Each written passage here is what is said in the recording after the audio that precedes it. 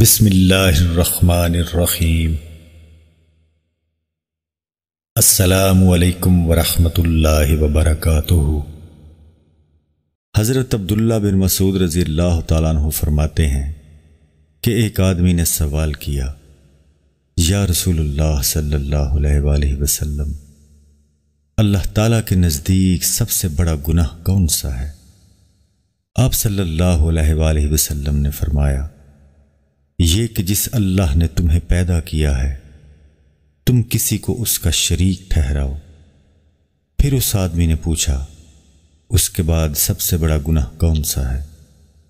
رسول اللہ صلی اللہ علیہ وآلہ وسلم نے فرمایا، یہ کہ تم اپنی اولاد کو اس خیال سے مار ڈالو کہ وہ تمہارے ساتھ کھائے گی۔ پھر اس نے پوچھا، اس کے بعد سب سے بڑا گناہ کون سا ہے؟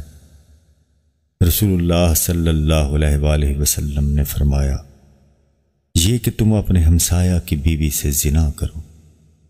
حضرت عبداللہ بن مسعود رضی اللہ تعالیٰ عنہ فرماتے ہیں کہ سرکار کے اسی ارشاد کی تصدیق میں یہ آیت نازل ہوئی جس کا ترجمہ ہے، وہی بندگان خاص ہیں جو اللہ کے سوا کسی دوسرے کو معبود نہیں ٹھہراتے، اور جس جاندار کو قتل کرنا اللہ نے حرام قرار دیا ہے اس کو ناحق قتل نہیں کرتے اور نہ زنا کرتے ہیں۔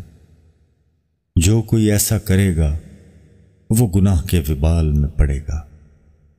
معزز ناظرین، ویڈیو پسند آنے کی صورت میں اس کو لائک اور شیئر کرنا نہ بھولیں۔